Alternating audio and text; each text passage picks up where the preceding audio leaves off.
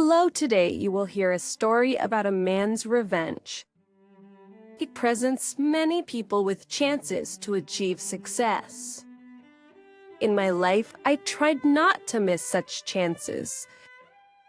I always understood that in this life, nothing just happens. I was not a gambler and never did this. I knew what it leads to.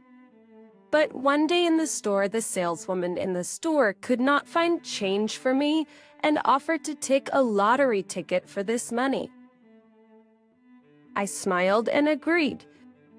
This ticket has been lying in my wallet for a long time. One evening, I was sitting at home drinking whiskey.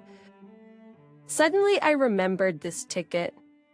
I removed the protective layer from the ticket and saw the numbers. I didn't understand then what they meant. Detailed instructions were on the back of the ticket. I studied this instruction, and in the end, I simply could not believe my eyes. Judging by the description, I won $200,000. I smiled, taking it all as a joke. Someone else in my place would be immediately delighted. But I could not believe that this happens and can happen to me. But of course, this ticket intrigued me. The next day, I went to the place where they accepted these lottery tickets. They took my ticket and congratulated me on a big win. But I still didn't fully understand what was going on. I did not spend much time here. I was given the entire amount of the winnings in cash. I came home, put this pile of money on the table, and sat down opposite. I have never seen so much money before. I sat and looked at them, not understanding what was happening. At that time, I was quite young. There was a great temptation to spend all the money on entertainment. But I had other plans for that money. I decided to invest this money in a business. During this time, I met Clara. She was a charming blonde with blue eyes and a slender figure. I noticed how the girl got on the bus and dropped her wallet. I saw it from a distance and ran. I picked up my wallet, but the bus had already left. I tried to catch up with the bus, but I couldn't. It was a bright sunny day. The sun mercilessly burned everything around. I found a bench under a tree and sat on it. The shade made the tree a little easier to breathe. I opened the wallet, trying to find the right data to track down the owner.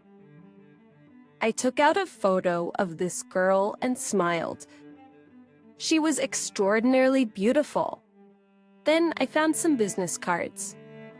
Looks like this girl worked in a flower shop. The address was on the business card. There was some more money and some documents in the purse. And I decided to find this girl and bring her back. I went to the given address. It was a pretty big flower shop. Many people worked here. In this store, you could buy both indoor flowers and collect an excellent bouquet for every taste. I approached the employee of this store, who first came across to me. "Hello, tell me, please, does this girl work for you?" I asked, showing a photo from my wallet. "Yes." "Just a second. Clara, I'm here. They ask you." "Yes, hello, how can I help you?" "Etched to the girl seems to be yours," I said, and handed the wallet to her. "Young man, yes, this is my wallet. Thank you very much." "But how did you find the wallet and me?" "I accidentally noticed how you dropped your wallet when you got on the bus. Unfortunately, I didn't have time to catch up with the bus. I found a business card of this flower shop in your wallet. and now I decided to look for you here. I am grateful to you. It's nice to realize that we still have people like you. Here, take the money, please, as a token of gratitude. No, you don't need anything. It wasn't difficult for me. Well, I don't want to be in debt. Let me get you some coffee then. I finish work at 6 o'clock in the evening. If you don't mind, and you have no other plans, then I would like to treat you to coffee. But I will not refuse such an offer. I will happily drink coffee with you. That's agreed. What is your name? My name is Adam. And you, as I understand it. Clara. That's right. Adam, it's very nice to meet you. Mutually. Clara. Until the evening, I didn't expect this turn of events. I liked Clara right away, but I did not count on anything. I just wanted to return her wallet. But everything turned out to be much more interesting than I expected. Clara and I walked around the wonderful square, where there were many beautiful green trees, hiding us from the hot sun. I didn't have to feel timid or embarrassed. Clara was a simple and open girl with whom it was quite easy for me to communicate. Our communication did not end at one evening. We continued to see each other and get closer. And now 17 years have passed since we married Clara. I used the money I won wisely and opened a successful business. I was engaged in the sale of original spare parts for expensive cars. My business grew. I opened new branches. All was good. I loved Clara madly and wanted her to have everything she dreamed of. Clara loved to draw, but she didn't have much time for this. Hobby before. But I let her not work. My income was completely enough to provide for both Clara and myself. I gave her an art workshop where she could create at any convenient time. Clara was then incredibly happy. But over time, she spent more and more time in the studio, and I moved into the background. Clara decided to succeed in her work, and I continued to help her become famous and popular. I had some connections that would help fulfill Clara's wish. Everything would have been fine, but I was a little alarmed by Clara's enthusiasm. She loved her job very much, but at the same time, she devoted less and less time to me. Once Clara said that she would be in the workshop all day, asked her not to disturb her. She would be at home late in the evening. This time, I decided to make a little surprise for Clara. I bought her favorite red roses and wanted to give them as a gift. Yeah, I went into the workshop, but there was no one there, which alarmed me greatly. I started calling Clara, but her phone was switched off. I waited for Clara at home for several hours, and finally she appeared at home. Clara, where have you been? I went to the workshop. You were not there. Honey, yes. I left on business. I wanted to order new canvases and paints, but what happened? Why are you so nervous? I called you several times, but your phone was switched off. Honey, I'm sorry. I forgot to turn it on.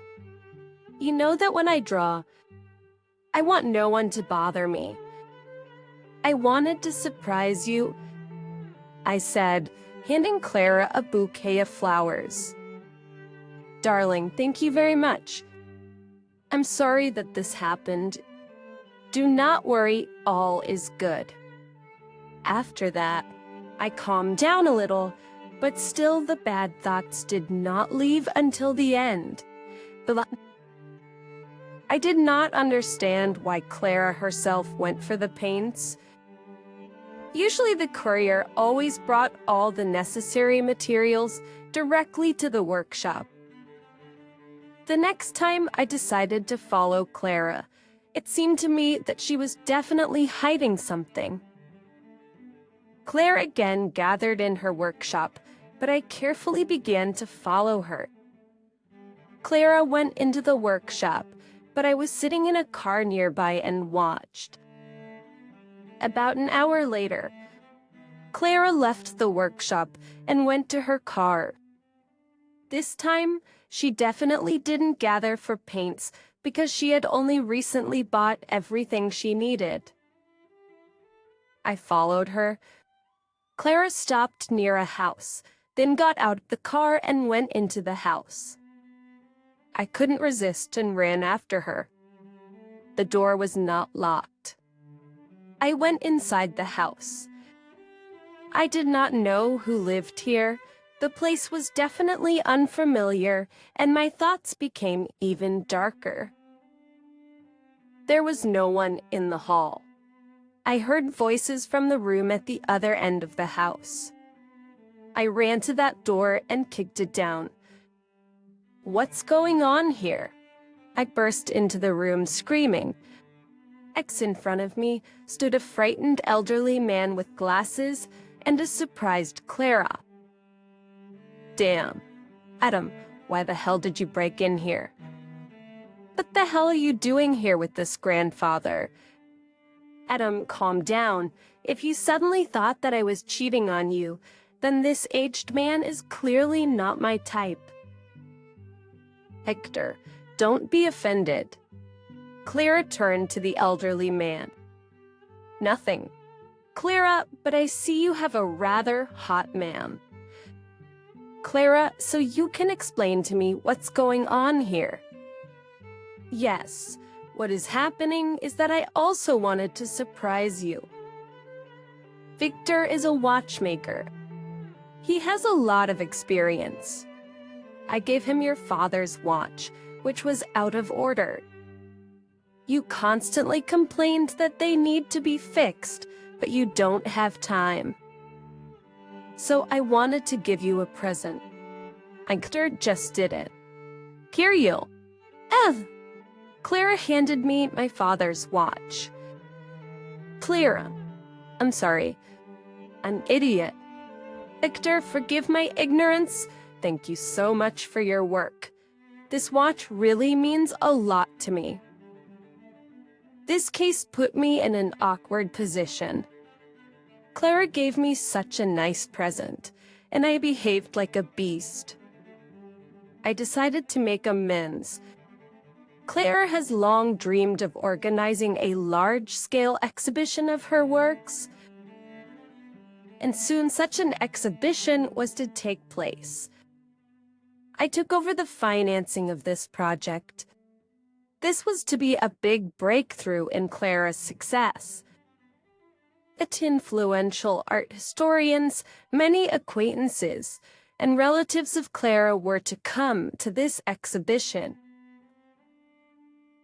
I tried to organize.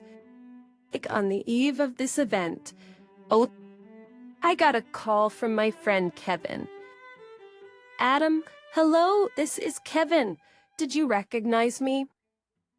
Kevin, hi, long time no see. How are you? It's all right.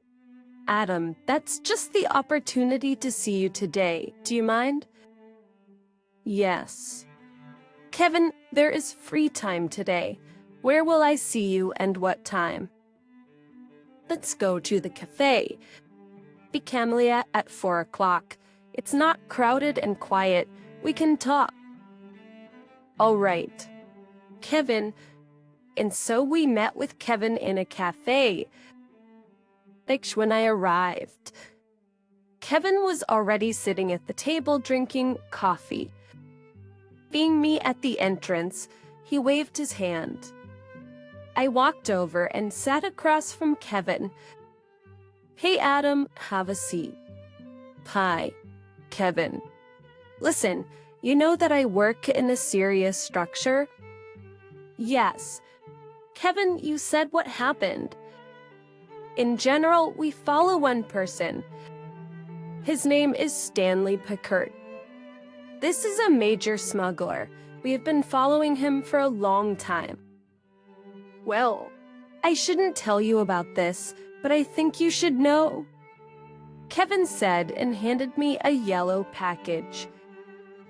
I unpacked the package. It contained photographs that shocked me. In these pictures, Clara was involved with this person. "What is this?" I asked in horror, holding the photographs with trembling hands. "That's the truth you weren't meant to know. We will close Stanley. We have him at gunpoint. There will soon be a special operation, the details of which I will not disclose to you. Clara has nothing to do with his criminal life, but she's just having fun with him behind your back. You must not tell anyone where you got this information from, and then do as you know. I just don't like it when my friends are betrayed. I know how much you love Clara, but she has been deceiving you for a long time, unfortunately. Decide for yourself, but if I hadn't told you, you probably would never have known about anything. I'm sorry to shock you with this news. I didn't even know what to answer. I just sat silently in a stupor, looking at a stack of photos of Clara's betrayal. I just calmed down and did not suspect her of anything, but here is such a surprise. Kevin stood up and silently patted my shoulder and left, leaving me alone with terrible thoughts. I could not come to my senses for several hours. Waves of despair rolled over me one after another. As a result, the realization came to me that I had been betrayed. I could not forgive such a thing, and Clara was not going to tell me anything. She behaved as before, pretending to be a loving wife. I decided to take revenge on her and take away from her what she loved the most. The opening day of the exhibition came. In front of the entrance, there was a red ribbon, which Clara had to solemnly cut and let in a crowd of people who had already gathered in front of the entrance. I watched it all with a smile. Clara was all beaming. Today she was supposed to move to a new level. She clearly had no idea what was in store for her. Clara cut the red ribbon and let everyone inside. Not on the walls. Instead of her paintings, there were photographs of her betrayal. That's when people gathered in bewilderment inside, a huge poster unfolded. On which Clara stood bending down, and this freak had her in the back. The poster was with the inscription, "Horror by Vocation." "Adam, what does this mean?" Clara yelled hysterically, trying to tear the photos and the poster off the wall. "Yes, what you hid from me." Beckett's Street Crimes' inner hall. All the acquaintances and relatives of Clara looked with horror at these photographs.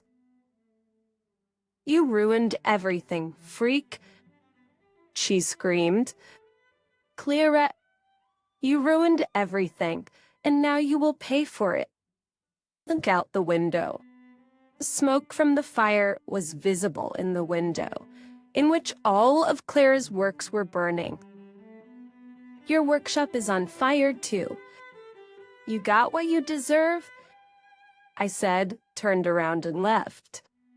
Clara's future in the artistic realm was over. She was not capable of anything without my connections and financial support. I threw her out into the street, leaving her with nothing. My revenge helped me get rid of resentment and allowed me to live a happy life, not remembering the deceitful traitor. But dear listeners, your support is very important to us. If you like our story, please like, comment, and subscribe. It's very motivating for us. We need your feedback to improve our content.